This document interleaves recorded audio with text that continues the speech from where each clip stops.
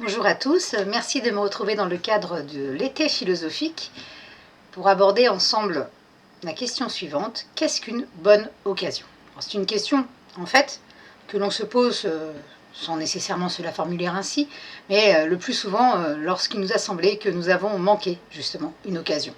Une occasion de révéler notre talent, une occasion de dire à quelqu'un ce que nous avions ou ce que nous aurions aimé lui dire, une occasion de nous taire aussi parfois.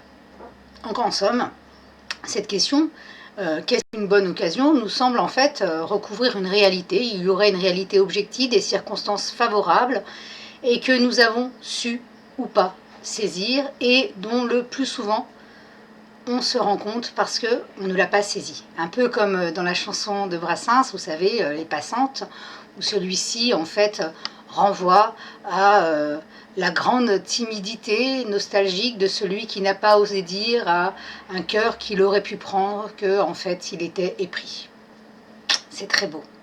Mais, nous dit le philosophe Machiavel, auquel nous allons nous référer aujourd'hui, et que que je vous invite à relire, et plus précisément Le Prince de Machiavel, eh bien Machiavel nous dit qu'il s'agit là en fait d'une conception erronée de ce qu'est une occasion, ou plutôt une bonne occasion. Celui-ci maintient en effet dans Le Prince, qu'il rédige en 1513 et qui est publié après sa mort en 1532, Machiavel est mort en 1527, donc il rédige en fait en l'honneur de Laurent II de Médicis, auquel il dédie ce petit ouvrage, ce manuel de philosophie politique, dirons-nous. Pour Machiavel, en fait, l'occasion n'a aucune forme de contenu objectif et permanent. Une bonne occasion, finalement, c'est pratiquement un non-sens dans la mesure où, nous verrons, l'occasion dépend principalement de la capacité, en fait, de celui qui agit à neutraliser son effet. Finalement, une occasion est bonne, non pas parce qu'elle contient tel ou tel contenu, puisque ceci doit nous être au maximum indifférent. Elle est bonne parce que nous savons, de manière la plus permanente possible, nous savons en jouer. Alors, je vais revenir là-dessus, sur cette thèse de Machiavel, donc qu'il défend dans Le Prince, qui est un ouvrage, qui est un ouvrage,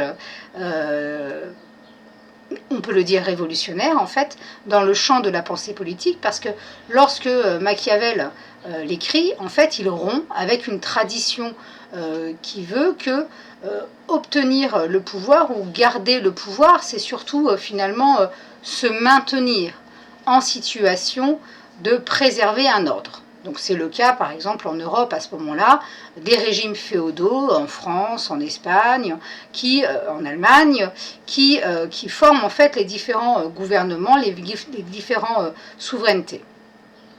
Or Machiavel nous dit finalement prendre et surtout garder le pouvoir, c'est d'abord une capacité, ça dépend d'abord d'une capacité qu'a le prince d'exercer son talent, c'est-à-dire sa capacité à adapter son action aux circonstances, quelles qu'elles soient. Disons que les circonstances forment à la fois le territoire, son amplitude géographique, sa nature historique, ses transformations, c'est le territoire aussi dans sa relation aux autres territoires. Les circonstances forment aussi la nature politique de l'ordre qu'il s'agit de gouverner, donc monarchie héréditaire, monarchie nouvelle, nous dit-il, et pourquoi pas même république, puisqu'il s'agit de Florence pour Machiavel. Voilà. Et les circonstances sont aussi relatives à la situation, dirons-nous, l'humeur du peuple. Donc, ceci, disons que les circonstances, que nous pouvons aussi appeler, du coup, les occasions, sont des données qui forment une matière. Et plus cette matière nous semble neutre, indifférente, et plus, nous dit Machiavel, nous sommes un bon prince. Alors peut-être que j'explicite les choses de manière plus claire. Dans Le Prince, notamment au chapitre 25, Machiavel compare ce qu'il nomme la fortune à un fleuve impétueux. Alors la fortune, c'est la chance, et vous l'aurez compris, c'est aussi le synonyme de l'occasion. C'est ce qui se présente à soi. Il nous dit c'est un fleuve impétueux. Qu'entend-il par là? Il entend que c'est une donnée qui se transforme au gré des circonstances et qu'en aucune manière nous pouvons miser dessus. Ou plutôt, nous pouvons miser dessus, mais de manière à exprimer notre talent. C'est-à-dire que tout le talent du prince, que Machiavel nomme aussi virtu, va consister à faire des circonstances neutres, de la fortune neutre, de l'occasion, en fait, un instrument en vue de son action politique.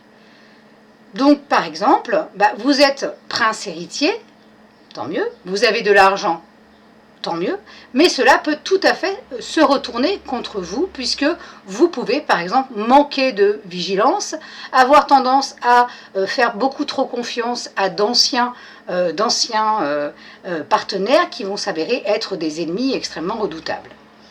De la même manière, connaître par exemple le peuple, cela va impliquer de savoir user des apparences. Et c'est ce qui va valoir au prince, et donc du coup à Machiavel, une réputation assez sulfureuse, puisque nous retenons dans le langage courant de Machiavel souvent le nom machiavélisme et l'adjectif machiavélique. Sous-entendu que ce à quoi nous invite essentiellement Machiavel serait l'usage de calculs retors pour garder le pouvoir. Alors évidemment, c'est là une chose tout à fait caricaturale, mais cependant, si nous devons préserver quelque chose de cette caricature, c'est l'idée de calcul, à condition de bien comprendre calcul au sens d'intelligence, c'est-à-dire d'éveil, de lucidité, de capacité à adapter son action aux circonstances qui se présentent à nous.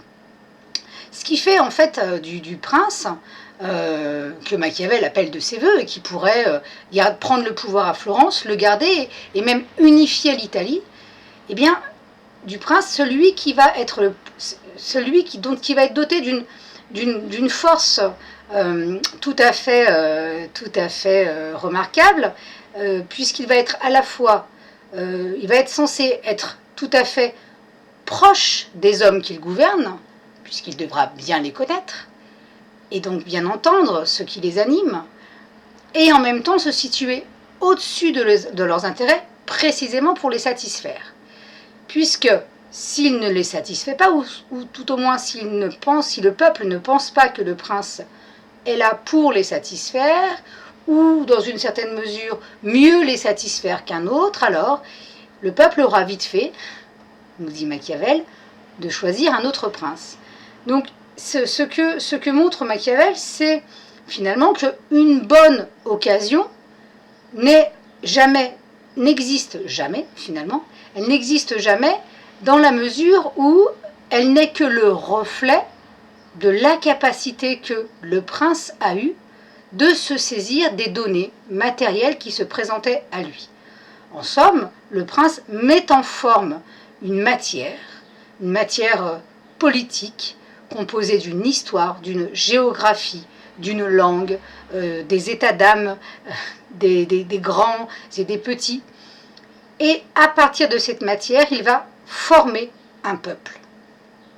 Et c'est là, en fait, ce qui fait que nous pouvons penser, alors évidemment, par-delà Machiavel, cette notion d'occasion de manière extrêmement profonde, puisque de la même manière, dans la vie en général, dirons-nous, il n'y a pas non plus tellement de bonnes occasions, et nous savons très bien que si nous les pensons bonnes ou mauvaises, c'est parce qu'elles nous sont apparues comme telles, et si elles nous sont apparues comme telles, eh bien, c'était qu'elles étaient mauvaises en général, car une bonne occasion n'apparaît plus. Elle glisse dans le fil de l'existence, de la même manière qu'une bonne occasion en politique glisse et se transforme en action. Voilà. Donc, qu'est-ce qu'on veut dire par là? Alors, je résume, finalement. Qu'est-ce qu'on veut dire? Qu'est-ce que je veux dire? Je veux dire qu'une bonne occasion, finalement, est une réalité qui, finalement, n'a de sens que parce qu'elle s'invise totalement invisible. Voilà. En fait, une bonne occasion n'apparaît pas. On reconnaît une occasion à partir du moment où on n'a pas pu la saisir, ou à partir du moment où on a des regrets en se disant que elle aurait été bonne si nous en avions fait quelque chose. Donc à partir du moment où nous n'avons rien à dire, où nous nous satisfaisons de ce que nous avons fait, où notre action nous mène là où nous voulions qu'elle nous mène, alors il n'est plus question de bonnes occasions, il est juste question d'action.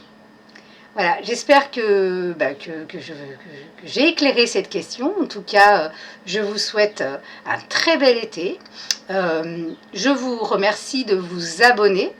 Et puis, n'hésitez pas non plus à mettre des commentaires et à prolonger ainsi la conversation. Merci, au revoir.